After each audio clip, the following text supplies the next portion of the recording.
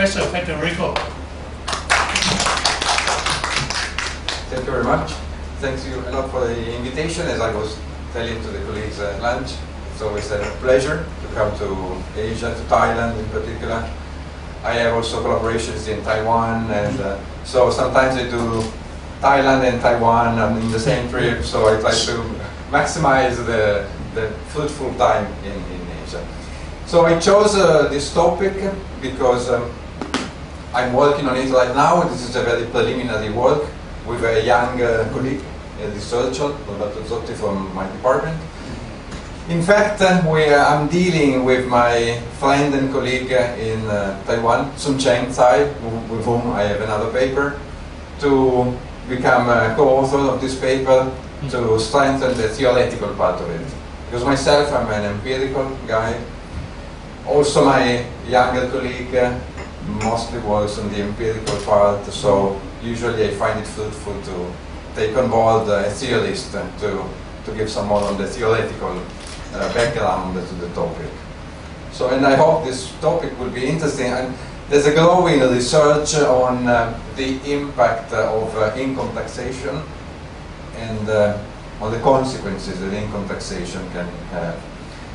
So, of course, this paper is mostly on the personal income tax. The personal income tax, of course, is considered probably the most important tax of the whole tax system because of its impact on the distribution of income. So, and especially after the crisis, the financial and economic crisis, inequality has increased. So many people see the personal income tax, and in particular the progressive personal income tax, as the main instrument to fight inequality, to reduce the inequalities. Of course, you know that a personal income tax is called in general progressive if the average tax rate increases, raises with income. So this can be obtained in different ways. You can have marginal tax rates that increase with the income brackets, which is the typical system, or you can have a virtually flat tax rate with deductions and allowances. So you have a less intensive degree of progressivity, but still the average tax rate increases with the level of income. But in any way, what happened historically, just very briefly to build a setup for the analysis, what happens in the world in the past decades? The degree of progressivity, we'll see in a moment how you can measure how progressive an income tax system is. There was a sharp decline during the 1980s and the 1990s of the degree of progressivity of the tax system in general and the income tax in particular. Then, during the 1990s, the degree of progressivity declined, basically stopped. And in the most recent years, particularly as a response to the crisis or the increasing demand for the distribution, the degree of progressivity is again slightly increasing. So, as I was saying, you can, the main way you can make a tax progressive is to have high marginal tax rates on high incomes, of course. This is the trajectory of top personal income tax rates over the past years. Of course, if we looked at the years 1970s, we would have even higher top marginal tax rates, above 70 or 80%, something that students today don't hardly believe it was possible to have marginal tax rates as high as 80 or 90%. And as you can see from some recent data collection from IMF studies, as you can see, these marginal tax rates declined over all the 80s and 90s. This decline basically stopped around the early 2000s, and there's even some tendency in some countries to go back and tax the rich. Like some rich people ask, tax us more, because we have the income, we can pay taxes. So this is, of course, it's not in itself an index of the decline of progressivity, but in fact, if you go to more straightforward measures of progressivity, so how quickly the tax rate increases with income, it also shows that some measures of progressivity tend to decline over the 80s and the 90s, but the most recent studies show that the decline stopped. So probably most governments realized that at some point with the recent changes in the economy, you do need some more progressive tax systems to affect the distribution. So these measures are basically, just very simply, it's the coefficient of a regression of the tax rate on income. So it's the slope, linearized slope of the marginal tax rate with respect to the level of personal income. So what happened in Italy? So Italy, now in a short time there will be a map of Italy. Just to have a, it's not in the context of Europe, but you'll have to imagine what is all around. But in Italy, we are discussing very hotly recently how progressive the income tax should be, because the new government, elected a couple of years ago, is putting forward a proposal of a move to a flat income tax, while the traditional income tax is a highly progressive income tax. So there's a lot of debate on how progressive it should be. So how much more the rich should pay relative to the poor. So nowadays, the current personal income tax is progressive in the sense that income is subdivided into brackets. The lowest income bracket pays 23%, and up to the highest income brackets of 43%. So the highest that a taxpayer can pay is 43%. Also in Italy, in the 1970s, this was almost twice as high, the marginal income tax.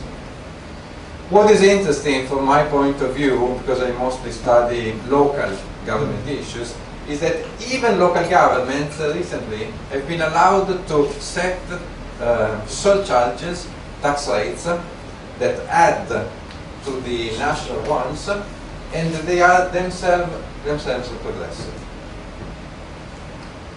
So Italy is made of 20 regions, somewhat,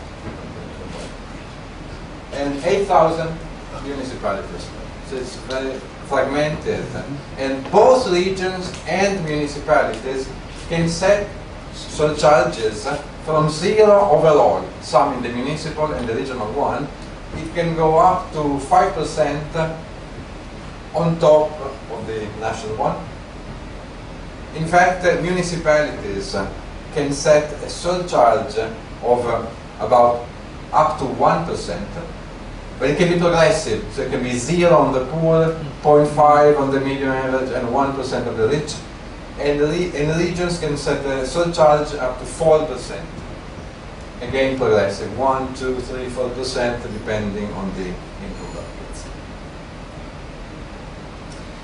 So you can imagine that the combination of the national and the regional and the municipal one creates quite different tax schedules for the taxpayers in the country, and a pattern that we studied in this paper.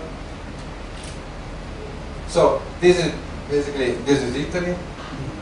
Torino is there, this is the region, Milan, Venice, Florence, Rome, Napoli. The dark borders are the regional ones, and all the small ones, these are all the 8,000 municipalities. So it's, you see some are quite big, like Rome, but many are very small. So since they are very small, you can imagine that a taxpayer might decide with a small movement to affect his tax burden. So move out to a high tax district or region, especially if you live, say, close to a regional border, and there's a very big difference in the taxes you pay, then you might find it convenient just to make it a movement. So this is what we study in this paper.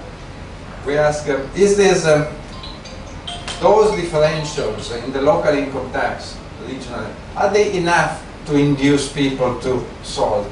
So to decide to live in a place rather than in a different place depending on the level of the income tax. Of course, there are many other aspects, including public services and the family, work, labor market, but we'll deal with these issues. But this is the key. The key question is if there's evidence of people moving, if taxes affect the choices of individuals. And second, if this is the case, then one could wonder if, so this is a constraint on what local governments can do. If you try to tax the rich more, if the rich move out. Usually the rich are the most mobile of the entire population. So local governments that decide to put more progressive taxes and to tax the rich more, they might simply see the tax base going away. So in turn, this could induce those local governments into tax competition. So then one government understands that maybe the best thing is to cut taxes on the rich to attract tax base, and the others do the same. There could even be a race to the bottom of the local governments.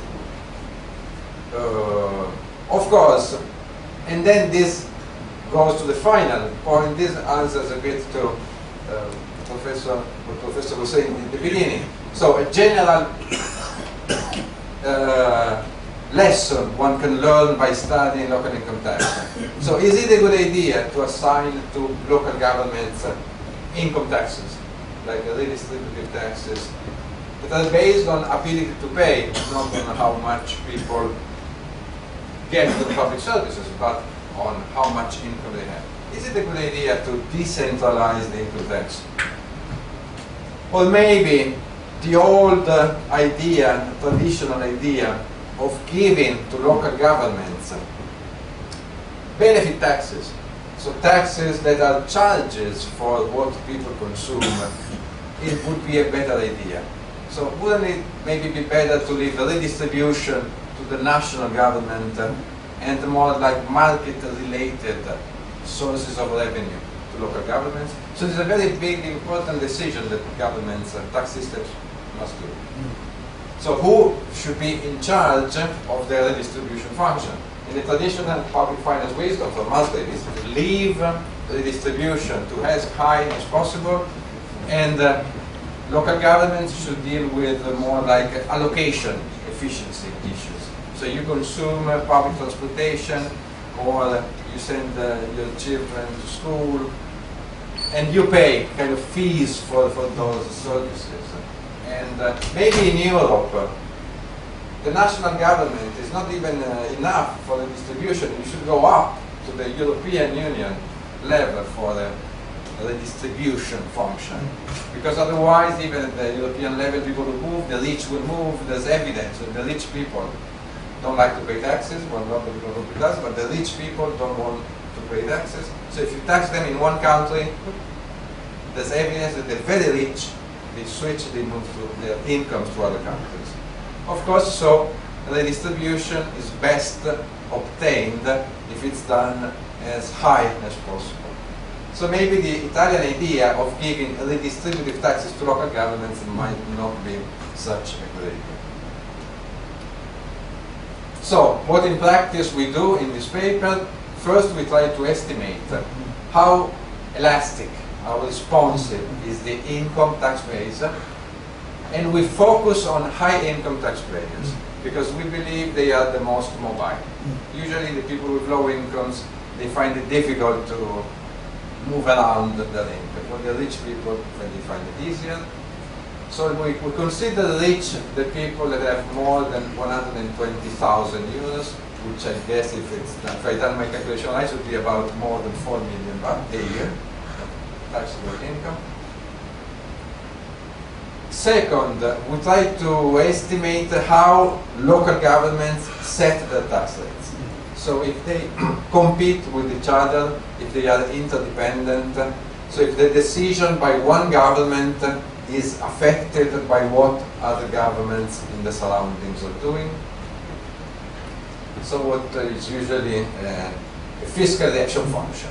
So if the government does something, do the other governments react? This is I have estimated in the past fiscal reaction functions, not on income tax, but on business taxes. So it's the first time for me dealing with income taxes, personal income taxes. And you will see that these exercises, empirical exercises, are very challenging because of simultaneous decisions. Of course, taxpayers might respond to what governments do, but also what governments do depends on what kind of taxpayers they have in front of them. It's easier to set low taxes if you have a lot of taxpayers. So the two things happen together and they are simultaneous. So empirically you should try to disentangle the two and to have a causal effect of policy on economic response. And the second is the many potential confounders. So of course there's not only the income tax, those differentials might be too small compared to the quality of public services. Because in Italy, public services, if you live in a region, you can access the health services of that region. But if you live in another region, you have to consume the health hospitals of the other region. So moving to a region implies maybe paying less taxes, but also having lower quality public services. So that's a counteracting force. Then there's many types of different public services. Then you have amenities, labor, and housing markets. And it's likely that for the movements that we will consider, the labor market is not affected because you keep your job. You simply decide where to live. So you might decide to commute a bit longer, to pay lower taxes, but still keeping your job in the same place. In Italy, you pay local taxes depending on where you live. It doesn't matter where you work. You pay taxes depending on your residence. There might be some fake movements, people that pretend to live in a place while they still live in the other place, but formally they live in a place. This is a bit difficult because local authorities check if you really live in the place where you declare to live. But some of the movements that emerge from the empirical analysis might not be real movements, but fake movements. But still, from the point of view of the local government, if the tax base disappears, it disappears. It doesn't matter if it's a real movement of someone going to live somewhere else, or if it's a fake movement of someone simply moving the income somewhere else. So even though they are different, they have similar implications from the point of view of revenues.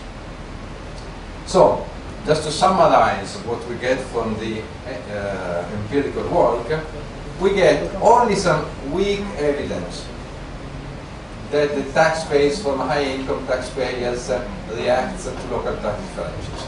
We don't see that small changes in tax rates produce big movements of people.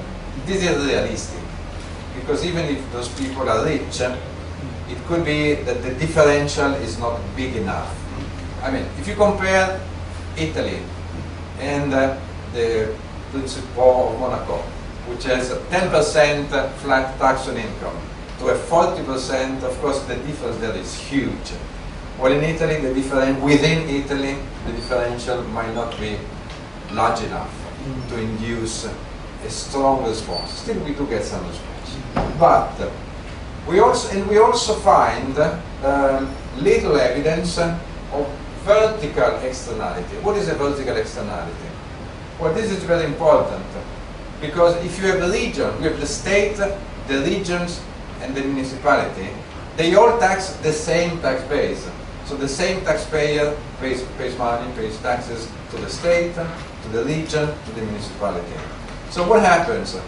If the region changes its tax rate, this has an impact on the revenues of the local government, potentially. And we call this a vertical fiscal externality. And then there is another externality which we call diagonal, which is if the region close to where the municipality is located changes its tax rate, this could affect the municipalities just across the border in the other region. And we call this the diagonal. But we don't find, even in this case, large evidence of these externalities. What we find very strong, which opens the way for deeper investigation, is that still we find a strong positive correlation in municipal tax rates. So what would be horizontal externalities.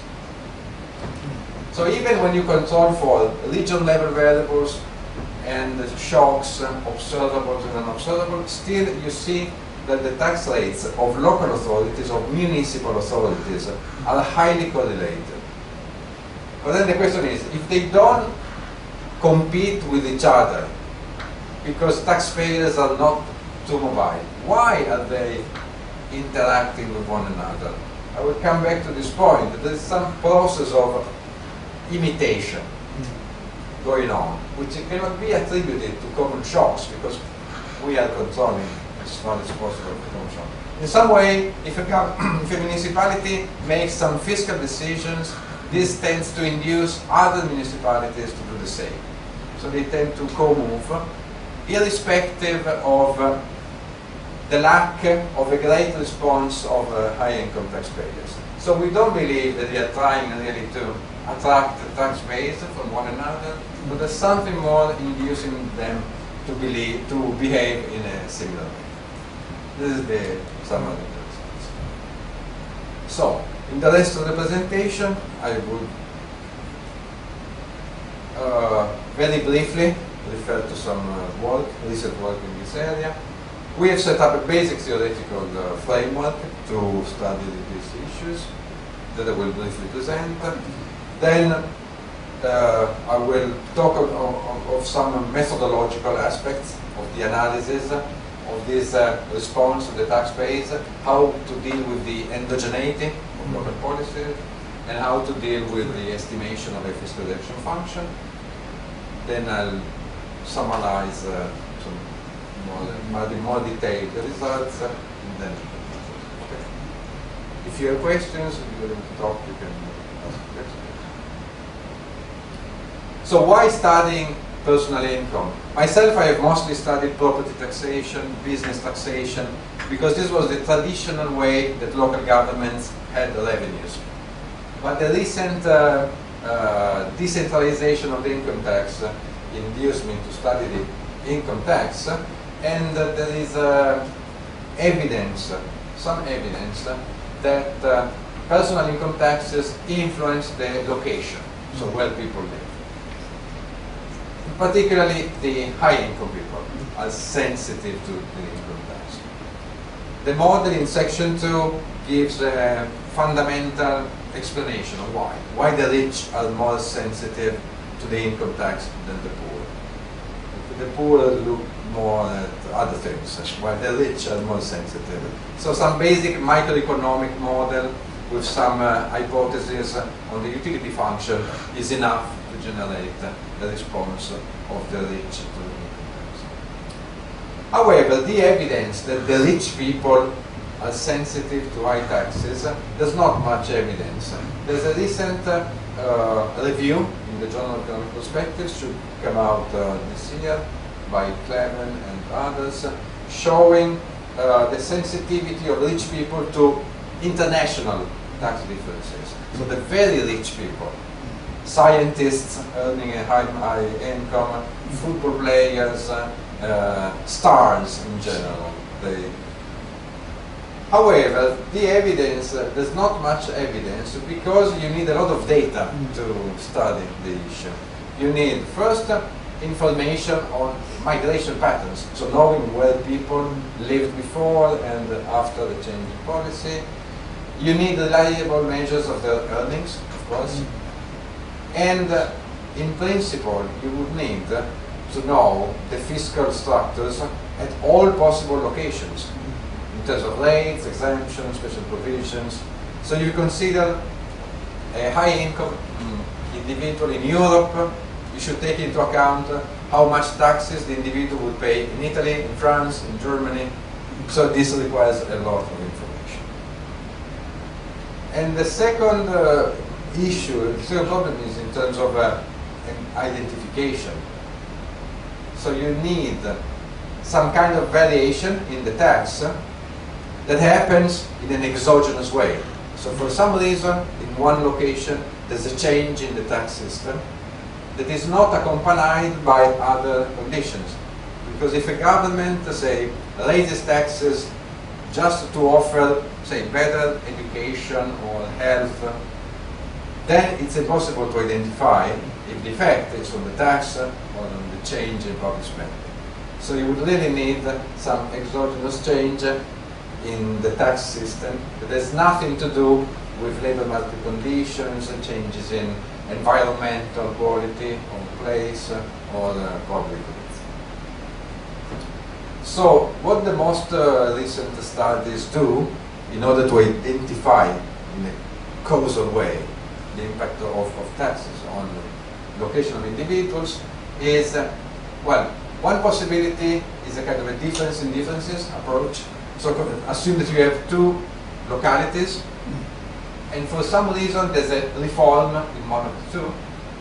So you have a before the reform, you can compare the behavior of the tax bases before the reform and after the reform.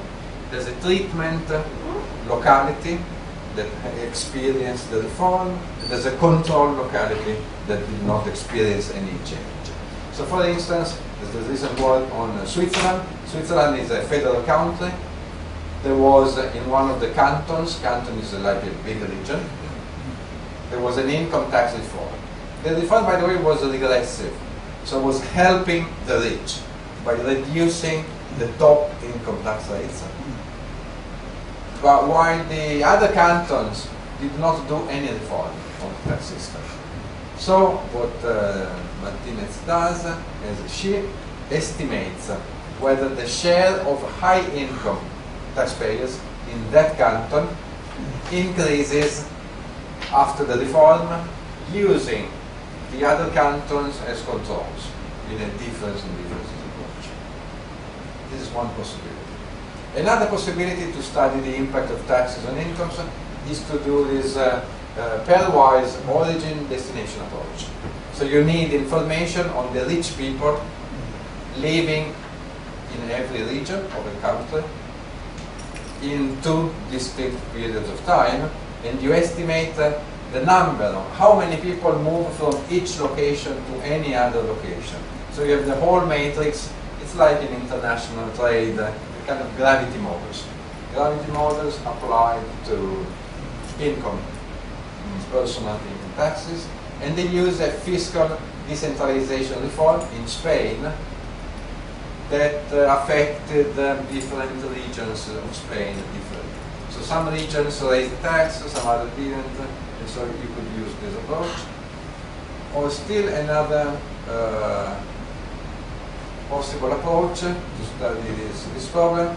The approach we are working on now and we plan to implement in the future is by some way of instrumental variables.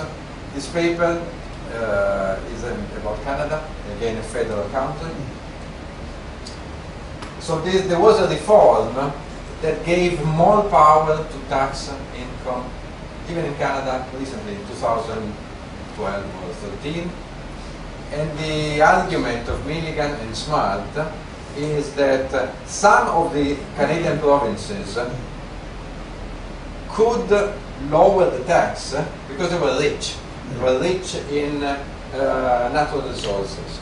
So if you can count on a lot of revenues from natural resources and the federal government gives you the power to reduce the income tax, you can do it, but you can rely on the resources.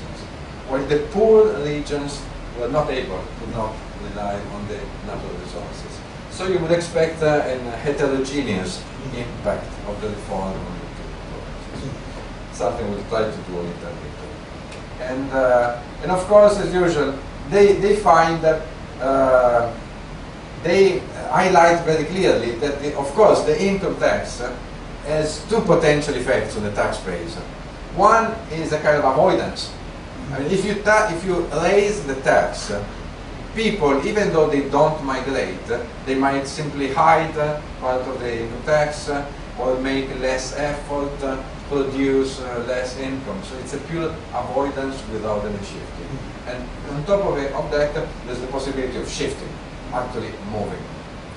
So they clearly distinguish the two, and they find that most of the impact was in terms of shifting. So people were able to shift income to the provinces that reduced the tax rate using this instrument.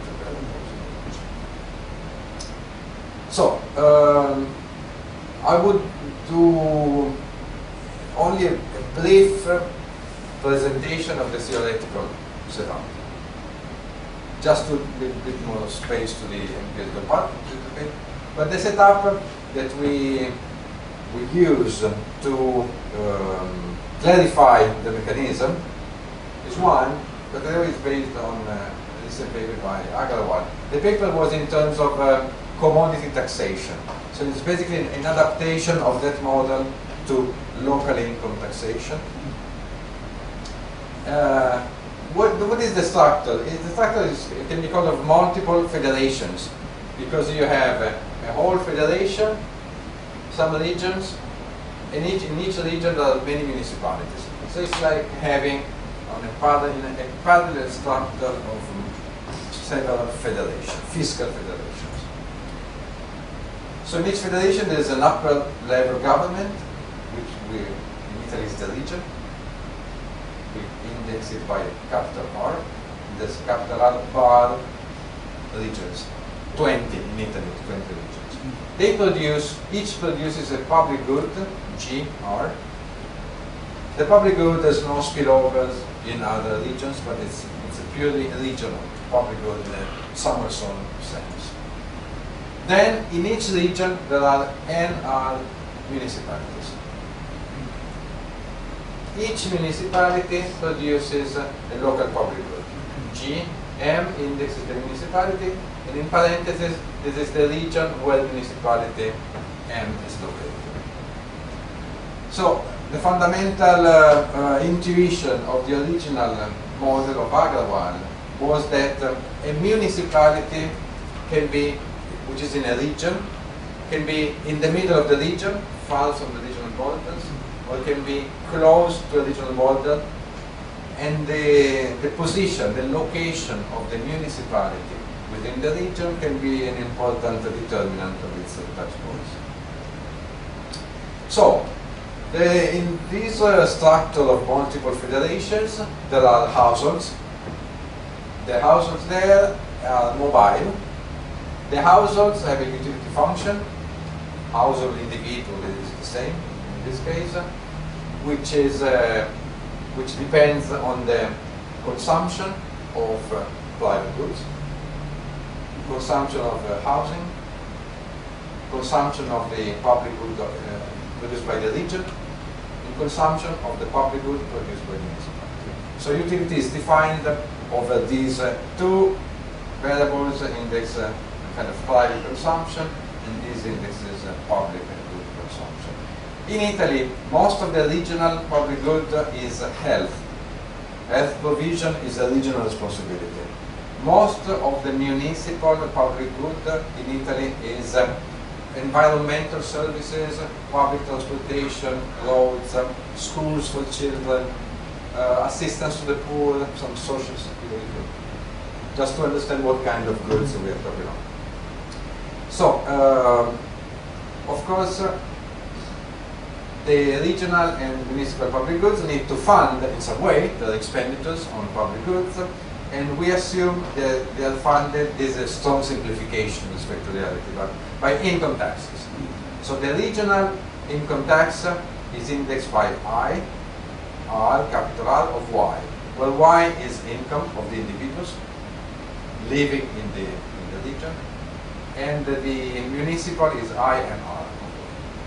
These are the schedules, and they can be progressive. So the first derivative of the income schedule can be positive. The average tax rates we denote by, on a given income, by I with a bar. So I with a bar would be the average income tax. I prime is the marginal income tax, and the IR is the total schedule. Okay? And then the taxpayer has a budget constraint. So the budget constraint of the regions and municipalities is very simple. They cannot run a deficit, so the revenues from income tax must be spent on the public. In reality, there are grants from the state to the regions, but that wouldn't change things too much. So taxpayers, what do? They spend, they buy some housing. So H is the number of units of housing, how big is the house that you live in, and PMR is the price, is the rental price of 1 unit of housing. So how many euros or baht per square meter of housing you pay. This is CMR is consumption of the private good. Price is 1, is the nominal good, normalized to 1. And expenditure on private services and goods cannot exceed income Y of the individual minus the 1 minus the average tax rate to the region and the average tax rate to the municipality. For simplicity, again, I assume here that they don't pay taxes to the federal level, but this wouldn't change much things. It would simply be an income effect because people cannot move abroad. So there is in reality, there is another level of taxes paid here, which is the federal one. Another simplification at this point, the model of course can be made less complicated, is that income here is exogenous. So people have a given level of income. They decide where to pay taxes, but they cannot avoid the tax by hiding income. But it's a plan for the next version of the paper to add, thanks to my friend Sun Cheng, to make the model more rich by putting some possibility of avoidance. So if the tax rates go up, you might decide, even if you don't move, to hide part of your income. Hiding income is costly because you run the risk of being caught, paying a fine. It's tax evasion. It could even go as far as tax evasion. But at this point, there is neither avoidance nor evasion, and the income is exogenous. You simply decide where to pay taxes. You might move from a municipality M to another municipality, or even to another region. So you have, in order to escape taxes, we have these possibilities.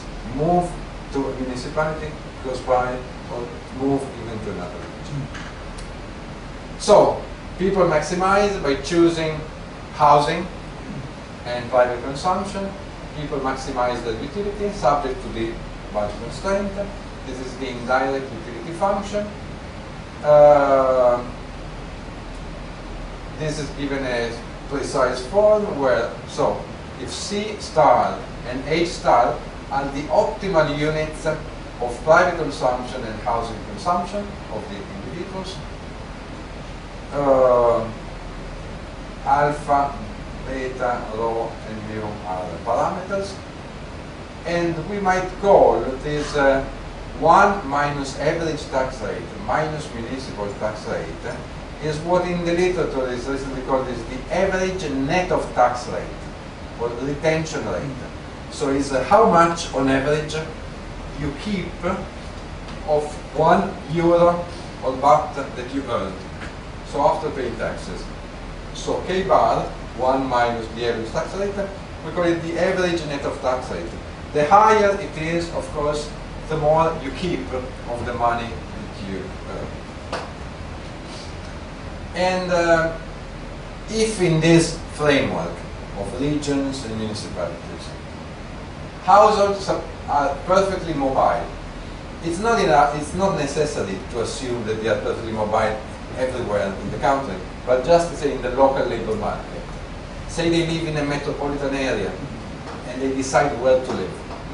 So they can keep their income. Income is Y because they work in the same place anyway.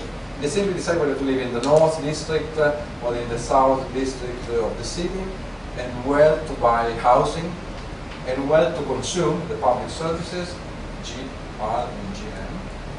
So, if this is the case, that households within, say, the metropolitan area, they are perfectly mobile, then maximum utility maximization implies that they must earn the same utility in all localities.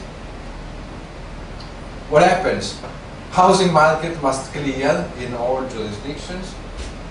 So it turns out that, of course, housing prices themselves adjust in each locality as a result of income of the people, taxes, public goods, and the price elasticities of supply and demand of housing. So all these factors together determine the equilibrium housing prices, and we have the usual results that public goods capitalize positively into housing prices. So where you have the best public services, housing prices are higher because people want to live there. So there's a pressure on the demand side that pushes up the price of housing. Well, public goods are good.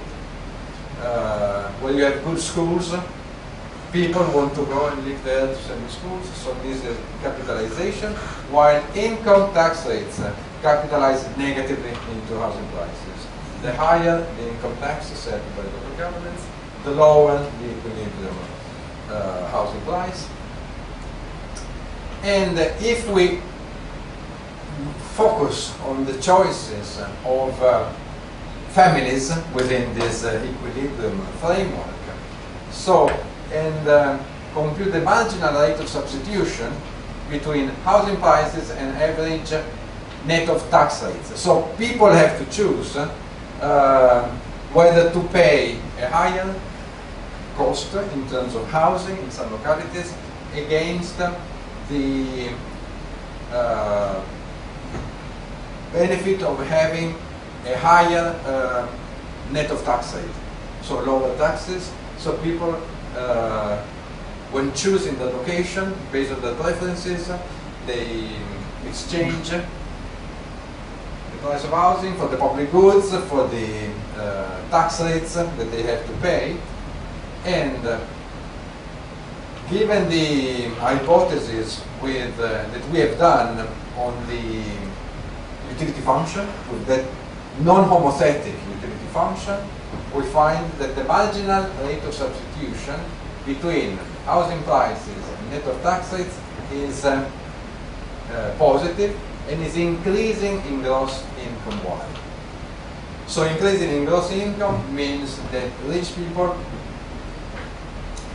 have a higher willingness to pay than poor people for lower taxes. So housing, and the key mechanism making rich people looking after the low taxes is that the share of housing in their total income is smaller than of the poor people. So poor people have a high share of housing expenditures, and so they go for low housing rates. While rich people have a low share of housing in the total expenditures, they care more about paying lower taxes on high, which is quite easy. And so this construction is enough to justify the idea that local governments should then, if they want to attract rich people, they should put low taxes on the high part of the income distribution. In order to attract rich people, they should set low tax rates on the rich people. Questions? Is it clear? Okay. Just one technical question. When you're looking at the the municipality level tax, are you using the marginal tax rates or just the addition?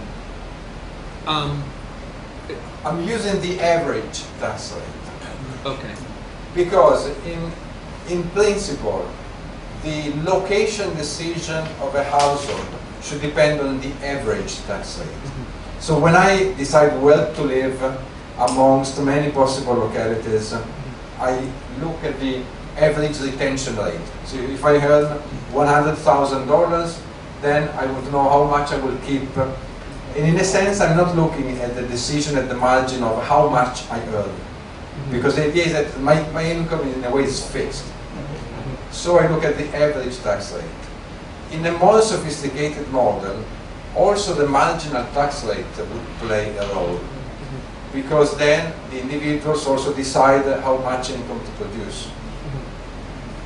In this case, I assume, or we don't explicitly do that, but the local government, by affecting the schedule, after all, they only care about the average tax rate of the people at the high end of the income distribution. So that could be obtained also with a proportional income tax. Okay. I mean, the same would work in this case also with a proportional income tax, because anyway, the lower tax rate would be more attractive to a rich than to a poor, because the lower tax rate would increase, would raise property values in a way that discourage the poor people, because the poor people gain a little from the low taxes, but they lose a lot for paying high rents, the high rents that are the result of capitalization. So if I understand correctly, your point is that even a proportional tax would produce the same mechanism. Yeah, I'm just thinking in the US case where if the wealthy are paying about 40 to 45%, overall taxes, then California puts a 10% tax on top of that. That's effectively a 20% tax rate on the wealthy because they're already losing half their money to the federal government. So it has an outsized impact on things. And I'm just not sure if your model accounted for that or not. Well, here, in fact, the federal government is not playing any explicit role. Okay. Yeah. Okay, so then it's not an issue. But it's an interesting issue, of course. Yeah. And there are more vertical externalities than appear here, because also between the region and the municipal, it's really diverse. So,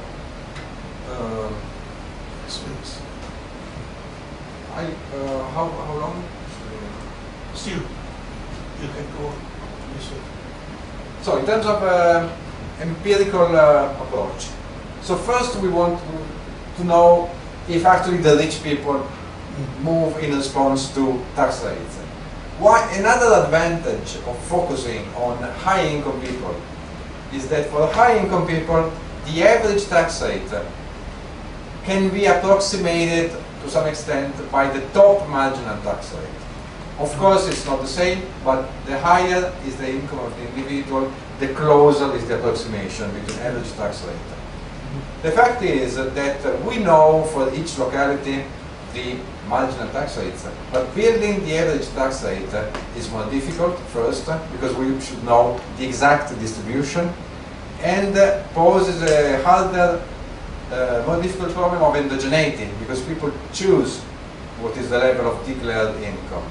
Well, if we take all the people above a certain threshold, we can say that the marginal income they pay approximates their average income, whatever the real level of average. So, we take, let's say, Y is the tax base from high income taxpayers. So it's the amount of money, then we take a log linear specification, is the log of the monetary value of all the income in a municipality from people that are above 120,000 euros. IHMLT is the marginal income tax rate of the municipality where they live. I minus MRH is a variable that we build, and we call it the neighborhood variable, the neighborhood tax rate. This variable, I will explain in a moment, summarizes the taxation of the municipalities that are located close to each municipality. Lambda T is a parameter that can be, so lambda T is the response of the tax base from the own marginal income tax rate conditional on the average value of tax rates in the neighborhood. So can be interpreted as a pure avoidance effect plus a shifting effect. So, while lambda s here captures the shifting effect, so this captures the response of the tax base to the tax rate in the neighborhood for given own tax. So, if I control for the level of the local income tax and allow the neighborhood tax rates to change, so the effect that I'm picking is that the tax base moving out, possibly being shifted to other localities. While if I control for the level of the neighborhood taxes, I pick here the total effect. Well, in fact, lambda t is could be seen as the sum of the avoidance, pure avoidance, and shifting. If I replace the lambda t, avoidance and shifting, I can identify the pure avoidance effect by a slightly different specification that has here the own tax rate, and here, if I have replaced lambda a plus lambda s here, I have here a coefficient that pictures shifting multiplied by the difference between the own tax and the tax rate. But either way, I can identify both. This is, of course, a random component of the equation that includes here effects, municipal effects. In some specification, this only has the municipal rate. In some other specification, it has the municipal plus the regional tax rate. So the big, there are two important issues in the estimation of this function. So the first function is, how do I take into account and use the spatial information? The fact that a municipality is located in a specific place which is surrounded by localities and potentially regions having different. So a typical approach in the literature is to take some weighted average of the municipalities that are close to any given municipality. And it's easy to do in this way. Suppose we have a municipality M and we want to build an index of the taxation in the surrounding area. So we take all the tax rates set by the municipalities J, say, that are located in the same region, and we weigh them with some reasonable criterion. Maybe we don't really want to take all of them into account, but only the ones that are really close. For instance, the ones that are first order contiguous. If we assume that a municipality might be affected by the policies of the municipalities that are really close, the shared border, but the ones that are several miles away might not matter much. But then there are some municipalities that might have in the same neighborhood some municipalities in another region. So these are the municipalities that are close to a regional border. So they have some other municipalities that are just on the other side of the regional border. What's the difference? Is that the ones on the regional on the other side will be different for two reasons. Because taxpayers there pay a different municipal tax and a different regional tax. But in any way, these weights that must be set in advance will say how we build this neighborhood.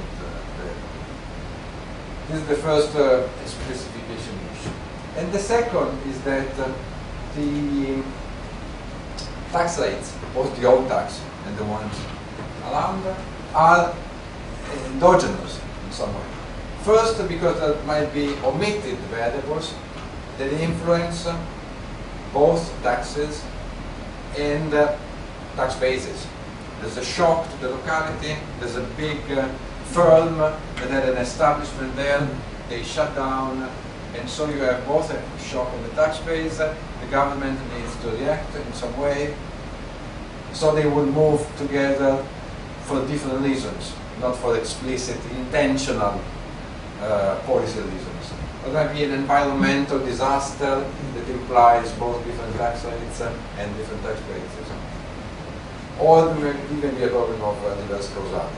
But what we do at this point, we use as instruments for tax policy the grants. The model had no grants, but in reality, the state gives grants to municipalities. Of course, the reception of grants, receiving grants, produces an income effect on local governments that might decide to change the tax policy. To a large extent, grants are exogenous. They depend on observables, local characteristics that municipal governments cannot control for. And so we use, in an instrumental variables approach, we use grants as instruments, own grants as instruments for own policy, and grants to other localities as instruments for policies in other. A second issue is the fiscal reaction function. So, local governments, how do they decide which income tax rate to choose? And here, this specification leaves it very general. The possibility that they react to what happens in the neighborhood. So how do municipal government M chooses its top marginal income tax rate? Well, it could be affected by what is done in the neighborhood. This is an horizontal externality. So what a municipality does depends on what other municipalities do. And this is the same variable, the weighted average, that we built in the Houston. Okay.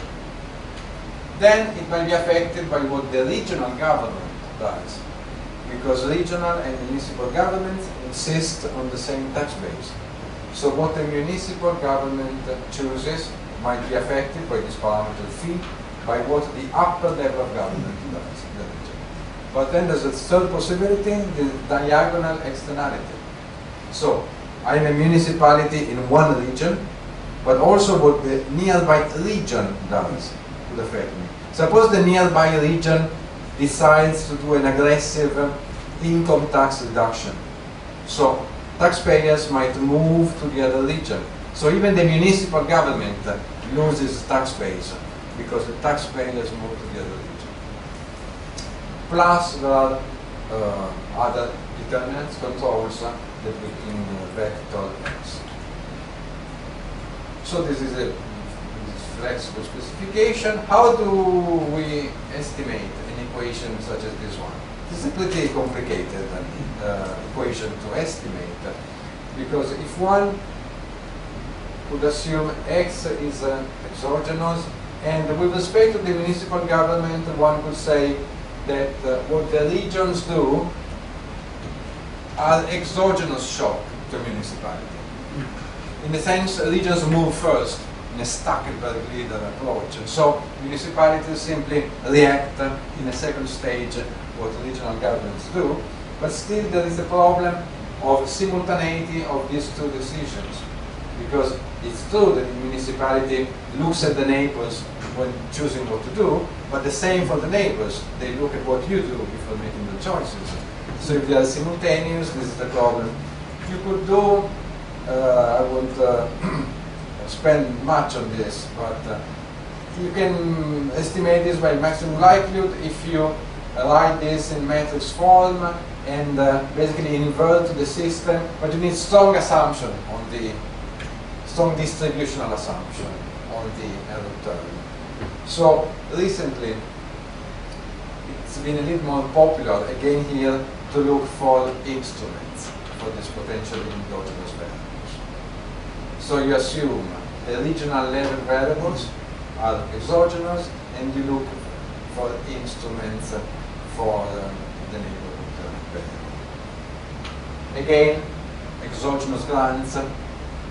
Grants to neighboring authorities are good candidates as instruments because it enables receive exogenous grants, they change their policies in an exogenous way, so I look at how you react to changes in exogenous policy changes.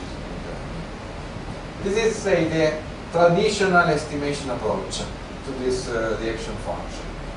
By the way, I had worked on these topics for some time. Now, with a colleague, we have just finished the book for Cambridge University Press on methods, empirical methods in the analysis of local public economics. It's a new series of Cambridge, the Cambridge Elements of Public Economics. It should come out in the summer. I will send it to you. And it's a kind of review of the empirical approaches. So the empirical fiscal federalism. So all these empirical issues will be. So it was a huge collection of papers. It's basically a review, but it is an extended review. Recently, these methods have been added new methods to the original methods. One is a method by my friend Raphael Palchet in Switzerland. They're really based on border discontinuities. So, the idea is that in order to find a good instrument for the policies of the authorities that are located close by, the best idea, in the view of some colleagues, is to focus on the regional borders. So, just basically forget about the municipalities that are in the middle of the region and just focus on the bold borders of that we saw in the Italian. And the idea is to estimate a reaction function, which is like this one, which is a bit different than the other one, which is, first, the main difference is that they use here the consolidated tax. So, the municipal plus the regional. So the same structure as before, but instead of focusing on the municipal tax rate, they focus on the consolidated one, based on the idea that when a family decides where to live, they don't make any difference between regional and municipal. You have to pay taxes. Who cares if you have to pay to the municipal government or to the regional one? So since the key determining variable of the location decision is the sum of the two, then should just consider the sum of the two. So this capital I is municipal plus regional, the yacht of the specific municipalities, of the municipalities that are in the surroundings. And these, I will skip this, but it's simply the way that you build the neighborhood variables. But this is a great advantage from an estimation point of view. Well, first of all, it's much simpler than all the elements you had in the previous reaction function. And the fundamental idea is that if this is made of the sum of the municipal and the regional taxes of the neighbors, you have a natural instrument for that, which is the regional tax of the neighbors. Because the regional tax of the neighboring authorities, of course, is correlated with this. It's even a part of the same variable. Plus, it is exogenous, because it's a upper level. So it seems quite a clever way of solving the endogeneity issue. So it's a kind of restricted version, but though it's not really nested, but it has also a couple of shortcomings. Because first of all, it imposes, by making it a lot simpler, it imposes that the horizontal externality, so the way you react to the municipal government, is the same as the way you react to the regional government. Which is not usually the case in empirical work. So it should at least be tested first. But the second, the big disadvantage of this specification is that it imposes that the way that you react to the regional tax rate, to your regional tax rate, is at the same sign as the way you react to the regional tax rate of the other region. So by making it very simple, it also makes some dangerous assumptions. This is particularly dangerous because you cannot expect a municipality to react to a change in its own region's tax in the same direction as the change in the tax of another region. In fact, you expect the opposite. And then, as instrumental variable, of course, you have a nice instrument because the regional tax rate in the other region is exogenous and it's a good predictor of the tax of the composite tax rate in the other of the municipality in the other region. But still, this comes at the cost of imposing very strong and disputable assumptions on the specification. So, I go show briefly the results. Is it okay? I have time to show some results. First of all, as I was telling you, this is a basic specification of the tax base determination equation. Usually, the impact of the taxes on tax and taxes in the neighborhood is very small and not significant. Only here I use a lag to one period, just to see if there is some time of the reaction. So first, here is the impact of the own municipal tax on the tax base, negative but not significant. This is negative but not significant. The effect of the taxes in the neighborhood on the tax base, this is positive, should be positive, and marginally significant. This is similar results when I take the lags. This is again OLS without using instruments, but this time I use the consolidated tax rate, so municipal plus regional. Also in this case there is some impact. The signs are correct. There's a negative impact of the tax rate on the tax base, but quite small. There's a positive impact of taxes in the neighborhood on your tax base. So if your neighbors raise taxes, you get more tax base.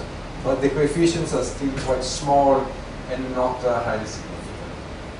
This is the OLS estimate. When I do the instrumental variable estimate, the instrumental variable estimate, these are much larger in absolute terms, but still I don't get any evidence of shifting here. So the taxes in the neighborhood do not seem to have any impact on the tax base, neither here or not here when I use the lag. So in general, we don't find much evidence. Similarly, when we use the consolidated tax rate, there is some effect on the tax rate alone, but the effect disappears when I introduce own tax rate, neighbor tax rate, instrumented by grants. So my own reading of the overall evidence is that rich people do not react very much to the changes in the tax rate of municipal and regional governments. Then I estimate the reaction function. I first show you the results of this border discontinuity design, this simplified specification that uses the consolidated tax. And you see what comes out is exactly the same as comes out in the paper by Brachet in Switzerland. So the positive correlation between tax rates that you get if you do a simple OLS estimate becomes negative, switches. In my view, the fact that switches to negative is an artificial result of the restrictions on the reaction function. Because we are doing now some simulations to see, in fact, where does this negative sign comes out. If you see, the tax rate in one locality and the tax rates in the nearby localities, they are very highly correlated, positively correlated. And the coefficient is about 1. One component is because some of the municipalities are in the same region. So here we have the tax rate of the region, and here also the tax rate of the region. So this high correlation comes out of that. If you take as instrument as he does here. The tax rate of the region. In the first stage, of course, this is a good instrument. The tax of the region is a strong predictor of the composite municipal plus regional tax rate. But for some reason, the second stage estimate is a negative and significant coefficient. So it would suggest that if your neighbors raise their tax for some exogenous reason, you reduce your own. So there would be strategic substitutes, which is a bit hard to. It can be anything can be, but it's a bit hard. And it's a quite strong result. The same in the per share specification, the same. But if I introduce, as they do, regional time fixed effects, so a bit stronger control for shocks at the regional level, time varying shocks at the regional level, what I find is that, of course, the correlation, overall raw correlation is much smaller, but still significant and positive, because I take away everything that occurs at the regional level and that changes over time. So I'm sweeping away all possible phenomena at the regional level and time varying. In the second stage, this time, of course, the first stage is again positive, but there's no evidence of correlation at all. Now, if I do, say, the traditional approach of estimation of the reaction function, what I get, I'm not saying that this is correct and the other is wrong, but I mean, this is more credible in my view, because if you do just an estimate of the municipal tax rate with respect to the neighbor's tax rate, the horizontal externality, you get a large positive coefficient. If I estimate by instrumental variables, I get a very similar coefficient. Okay? There's small evidence of vertical externalities and zero evidence of diagonal externalities. You see, this is a more general specification. The other specification imposes that rho is equal to delta. But if you look at the data, in most data, it is unlikely that rho and delta are equal. For instance, in this data set, imposing ex ante that rho and delta are the same would necessarily throw some bias in the estimation, because it's quite clear that they are not the same coefficient.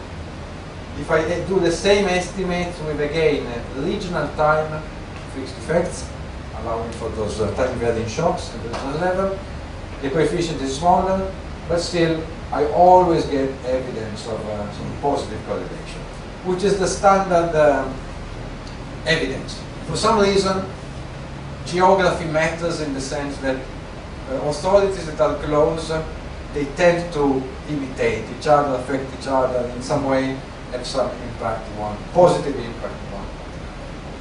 And this is in a slightly different specific. See, yes, what I do, this is the estimate only on the municipalities of Italy that are close to a regional border. So it's the same data set that I do with the partial estimator, and I get basically the same results. So OLS IB estimates are both positive, they're similar, both when I use only time effects and when I use regional time effects. So I can come to some conclusions. The most important point is that when you decentralize the income tax in a country, so you give it the power to set tax it also to regions and municipalities, potentially you create a number of externalities. So different levels of government might affect each other, governments at the same level might affect each other. And when you try to measure and estimate, evaluate those externalities, you encounter several difficulties because of the endogeneity of the policies, the simultaneity. We have tried to do that, and our conclusions on Italy. This is basically the first paper that really studies the decentralized income tax in Italy, we find weak response of the tax base of high income taxpayers. And this makes sense because also in Italy people are not too mobile. They are very quite attached to the place where they live and they really need a very strong economic incentive before deciding to move. We also find some little evidence of vertical externalities where we find strong evidence that still local governments tend to move in the same direction when setting the local income tax. And from a methodological point of view, when trying to implement these new instrumental variable estimators that exploit the discontinuities at the border, we argue that they rely on these unwarranted restrictions on the fiscal action function. And so before imposing those restrictions, one should at least test that these restrictions should be imposed. And otherwise they might lead to results that are not fully correct. I think that we still have a lot of work to do. This paper mostly poses questions rather than giving answers, but I think that the answers are very important because of the impact that the local income tax can potentially have on the distribution of income, on the work of people, and on the funding of public services. Thank you. Thank you very much, Professor. I think your presentation is very interesting. I wonder if we can conclude that the multi-taxation can reduce inequality. I mean, in case of Italy, you have 20 regions, 8,000 municipalities. I'm sure that they are not homogeneous, not all of them. Okay, and by your study, how do you take care of this heterogeneity aspect of the regions and the municipalities? This is an important point. Italy is a very heterogeneous country, and the north and the south are extremely different, even within the north and the south.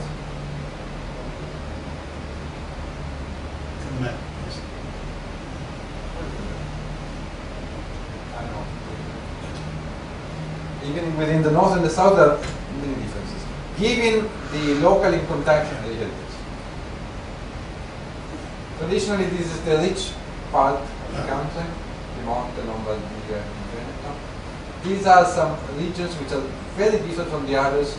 They are even bilingual. Here they speak French, Italian, German, and Italian. They're quite rich. This is the center, which is average low income. The south is very poor. There's a big difference between the big cities and the countryside. So, the basic fundamental idea of the national income tax is to treat individuals in the same way, independently of where they live. And many people were suspicious and scared and worried that giving the regions the power to tax personal income would even make the differences between the regions larger. Giving it to the municipalities probably makes this even worse. So it's true that when we the evidence that the rich people do not move much, in a sense, is in favor of the idea of decentralization. So it means, okay, if they don't move, you can tax them and still get money. But still, of course, the rich regions will get a lot more money than the poor ones. So this would an interesting point would be to look at how the distribution of income within regions changes relative to the distribution of income between regions. Something that we haven't looked at, but it's there. So, any other question from the floor, please? Oh yeah. Two empirical questions. I'm sorry, I'm interpreting everything through the US. So, Has labor mobility in Italy changed significantly in the last 30 or 40 years? It's gone way down in the U.S. 50 years ago, Americans moved around half the rate at this point. Has a similar thing happened in Italy? No, Italy had a different pattern because in Italy, after the Second World War, in the 50s and 60s, there was a huge movement of people from the poor south to the north that was industrializing very quickly. So many people moved especially to Piedmont and Lombardy. So most of the internal migration was from the south to the north. And there was very little migration within regions in the north. During the 1990s, the process declined. There's still some movement from the south, but a lot less. And what increased is the movement with the small range, the local movements. They increased. Probably because of family ties that are less strong than they were in the 50s. So nobody would move more than 500 meters from the house of their parents. Now people move a lot more because of cultural changes. So there's less of the far movements and an increase in the movement. And for those, and also the fact that in the family you don't get some services such as looking after the children. You might decide to move as a young family with young children, to municipalities that provide good quality services for kindergartens and similar. So I think that increased in the past 20 years. Okay. And then my second question, what is the range of the taxes that we're actually talking about at the municipality level? I mean, is there a big difference? No. Okay. The range is each municipality can add up to 1 percentage point to the national income tax. Each region can add up to 4 percentage points. So 2 municipalities on a regional border might differ by 5 percentage points.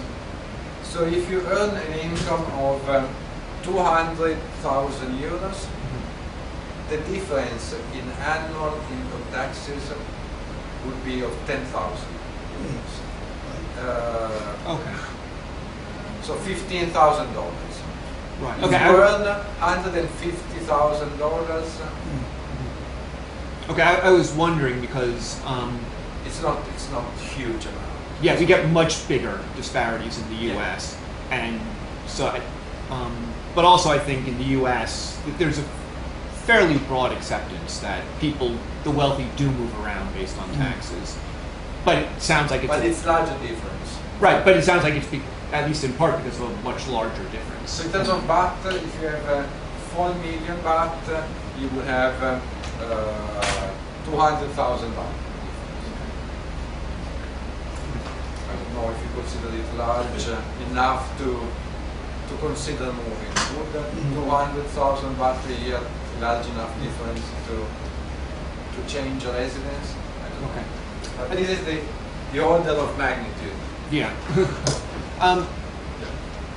And so now I have a follow-up, and that is the assumption that the wealthy are more likely to move. In the U.S., and I'm not an expert on this, I could be mistaken, but I think that if you look at year-to-year data versus lifetime data, you get differing results. And a lot of this, it's not based on income, it's based on measuring wealth instead. And what you're seeing is, because of the housing boom, because of property prices, a lot of people in America have become wealthier in that their house has accrued a great deal more value than it used to have. And then you start getting weird movement patterns because young people who will be getting money still can't actually move in. They tend to move out in other places. And so in at least parts of the US, what we're seeing is the middle class are the people who are moving around.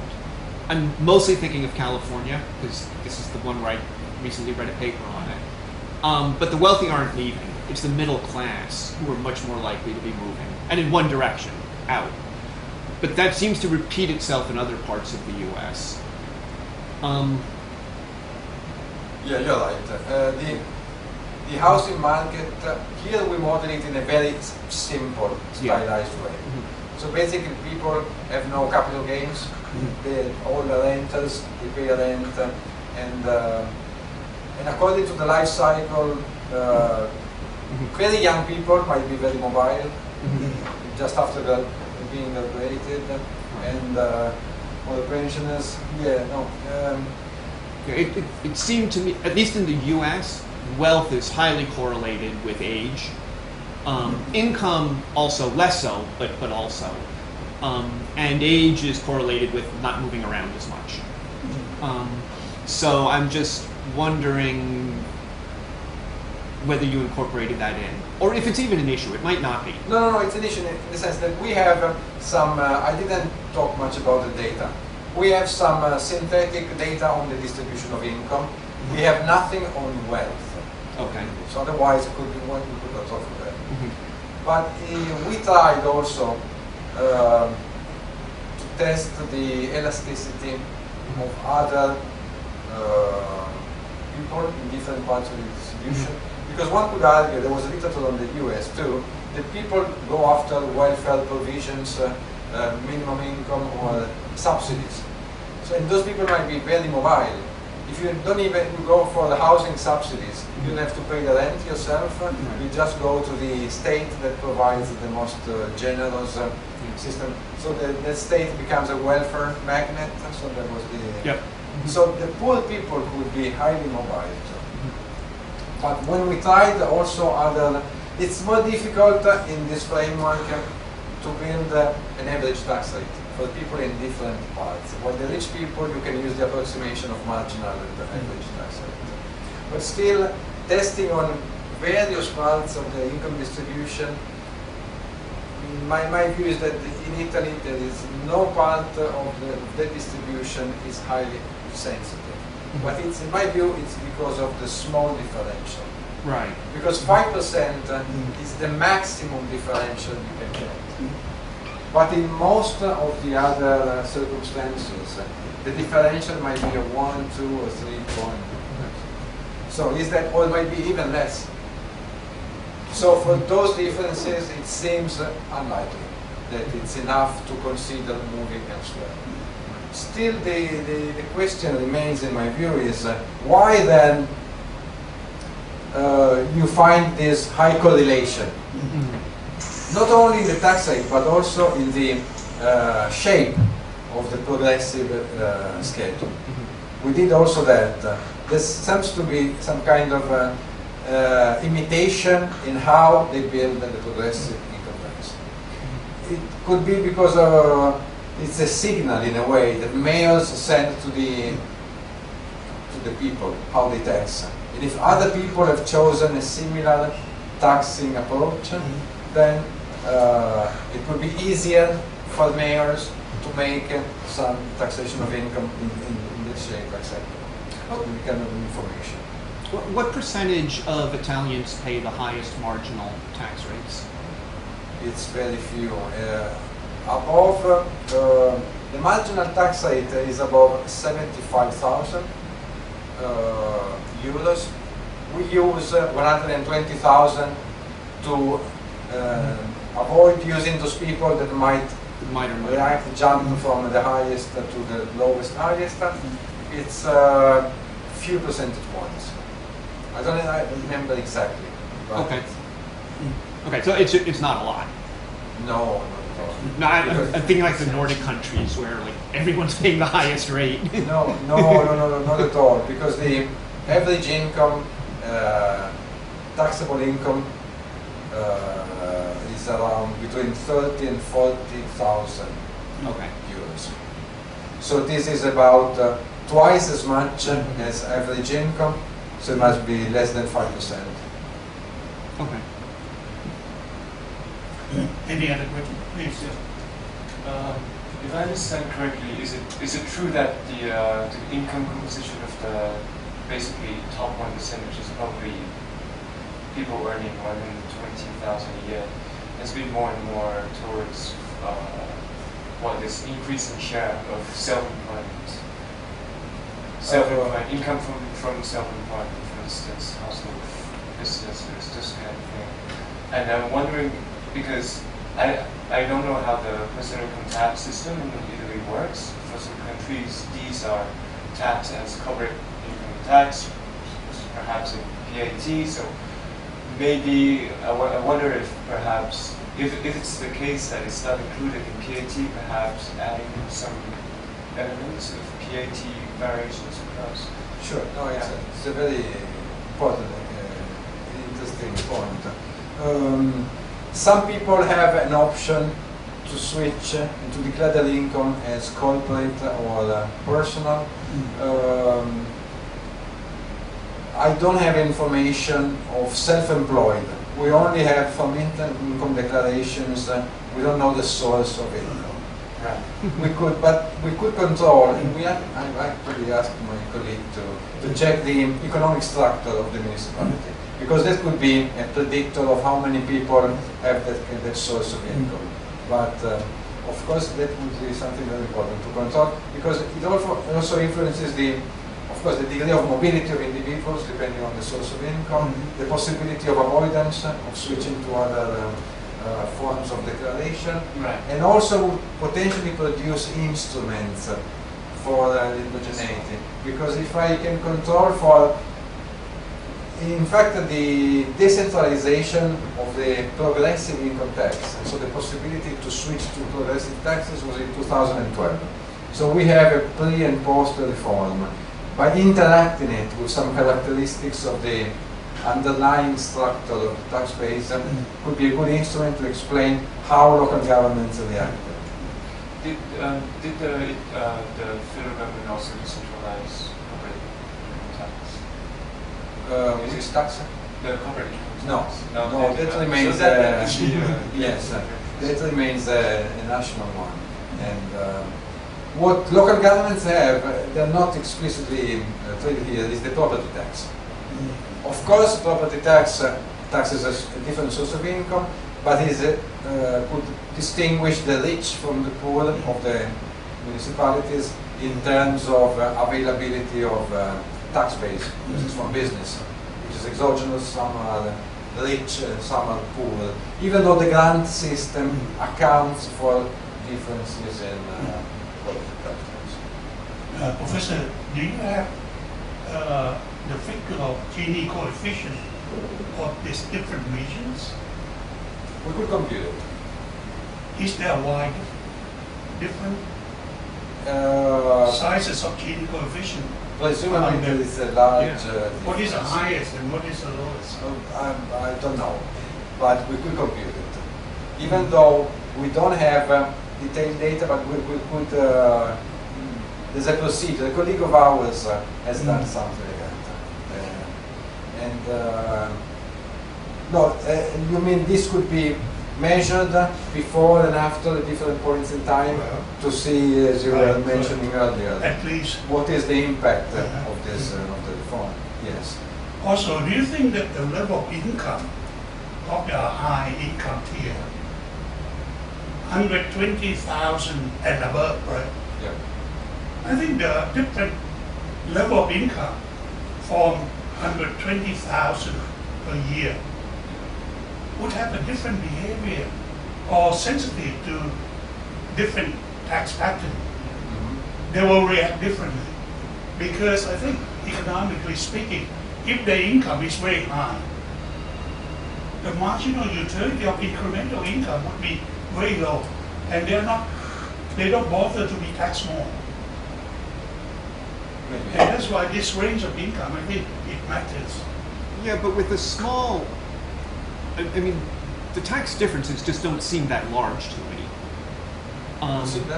They don't seem that large to me. No. I mean, I fully agree with you in the U.S. case, but our range of differences is a lot bigger. I was kind of surprised at your results when I was first hearing them. Now, it seems kind of intuitive to me.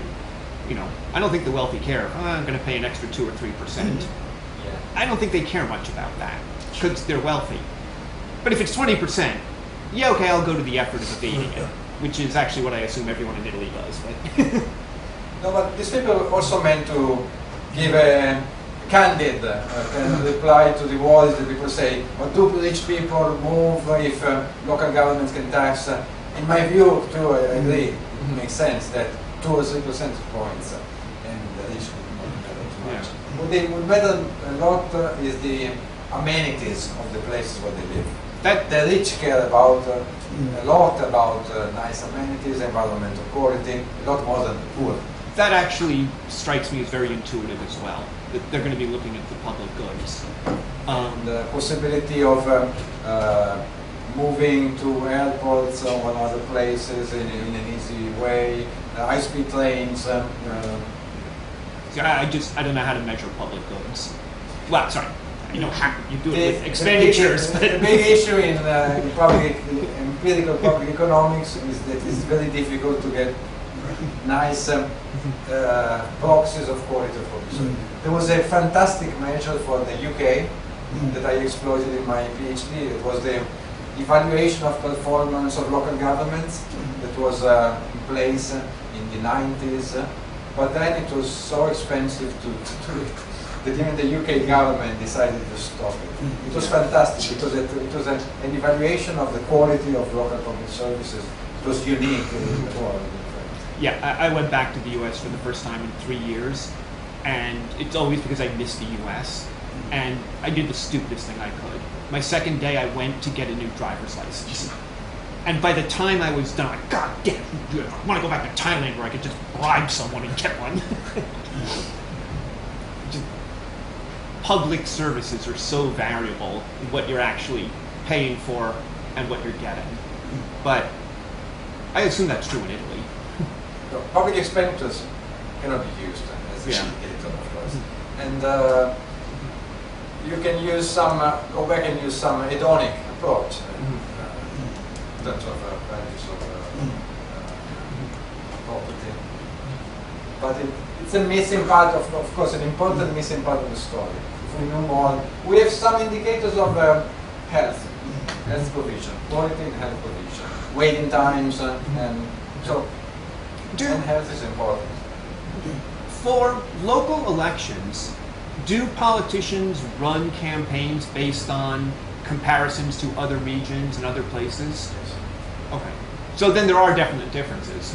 Oh yes. For regional elections, comparing the quality of public services is a very important topic in the campaign.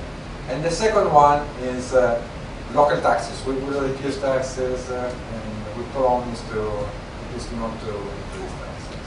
Does political factor enter into this kind of consideration? Because different regions must be administered by different political parties. Yes, definitely. Traditionally in Italy, this central part was administered by the left-wing governments, and they were the ones of the strong public sector and high quality public service. The best health provision is in these regions. These regions lately are more right-wing conservative, and the idea is we run a small and efficient government with low taxes. The South has been mixed and has been plagued by bad government, corrupt government, and so here it's been more difficult to have healthy democratic competition because of the organized crime, the mafia, that makes it difficult to run good public. The other thing, does the influx of illegal immigrants has created poverty problem in Italy? Well, in some parts of Italy, but still the fraction, Which the part percentage. that they reside lately? Or the Well, immigrants? in the recent years, most of the illegal immigrants arrive in this part, but then of course they move to the north, but still relative to other countries, the percentage is quite small.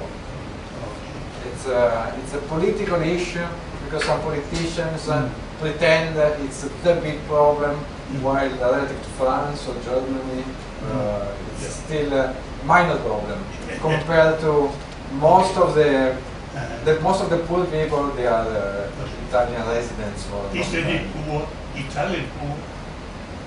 Is there such a thing? Oh yes, That poor Italian? of course. Okay. Any question from your side? Do you have any question? Don't hesitate to ask. Could you come to the microphone?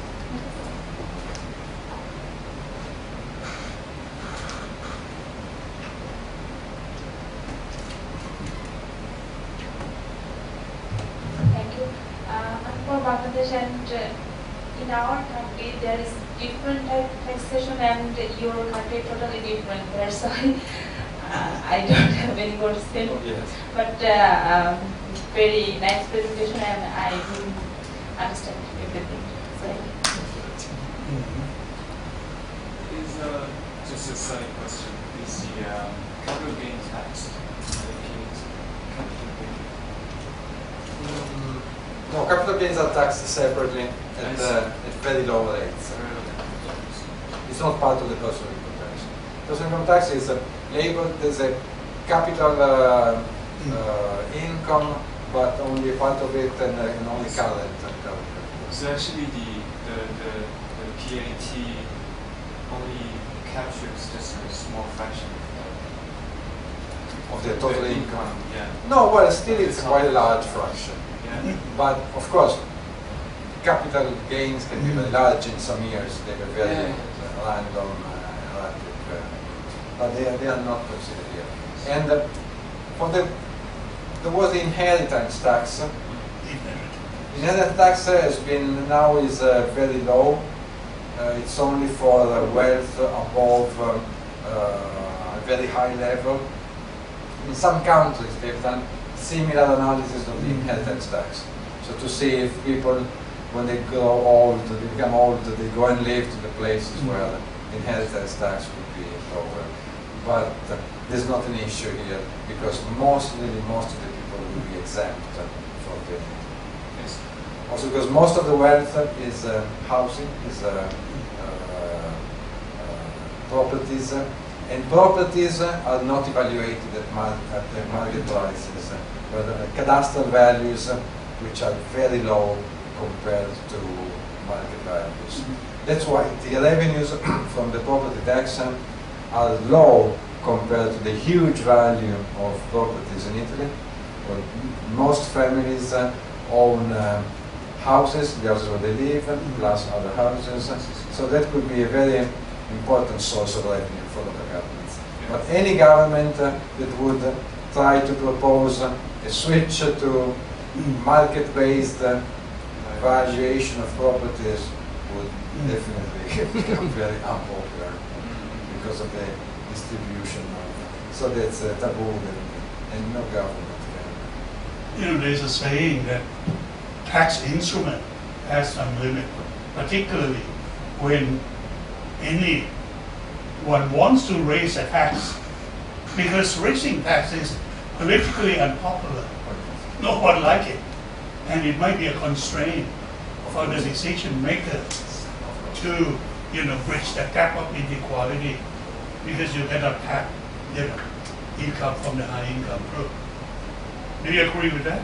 Definitely. In Italy now we have a so-called populist government that built a campaign on reducing taxes and fighting with Europe for having more freedom in running public deficits, which is a disaster for the situation of Italy, which already has a huge debt, or accumulated public debt. But this populist approach was very successful.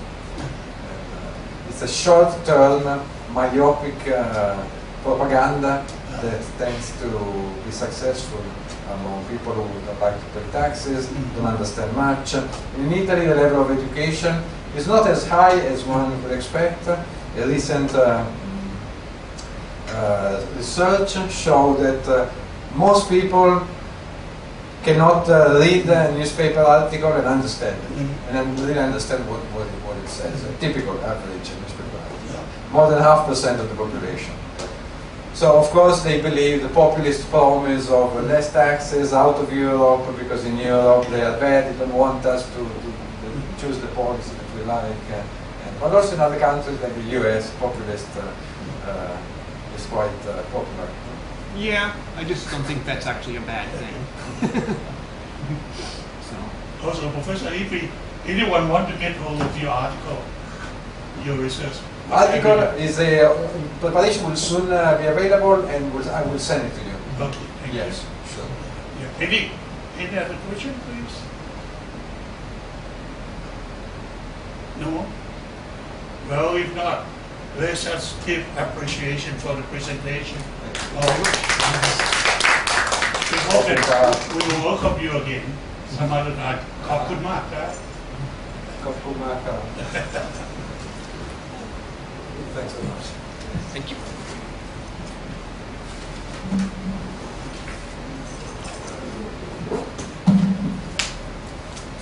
Are you a student here, right? From Bangladesh.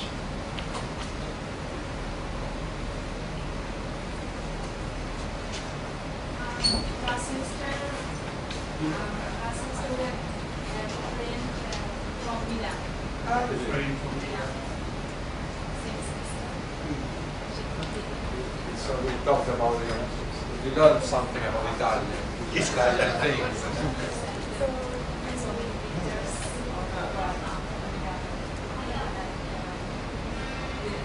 there's rainy season. Cover the place there and lots of water and people swimming there. Very nice place. Which is the richest region? Milan. Milan. Strange, they're all in the north, right? The rich region. A recent inquiry showed that about half of the people, a millionaire, one living. The north is Germany, the center is Italy, and the south is Scotland. That's how I heard it Torino is here. That's Lawson, that's Manaus, Milan, Paris is here. South of France, France, Portugal. นี่ไม่ได้เตรียมของขวัญมาให้เขาเลย And rush hour starting.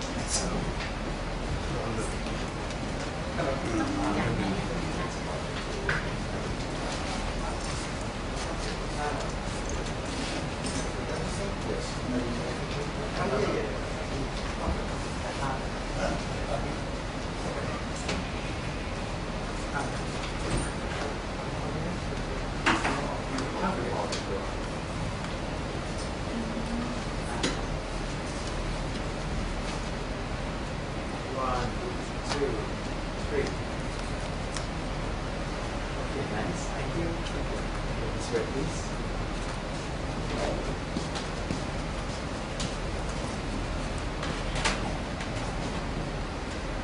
จะพาเขาไปขายรูปตรงโขยอ่ะ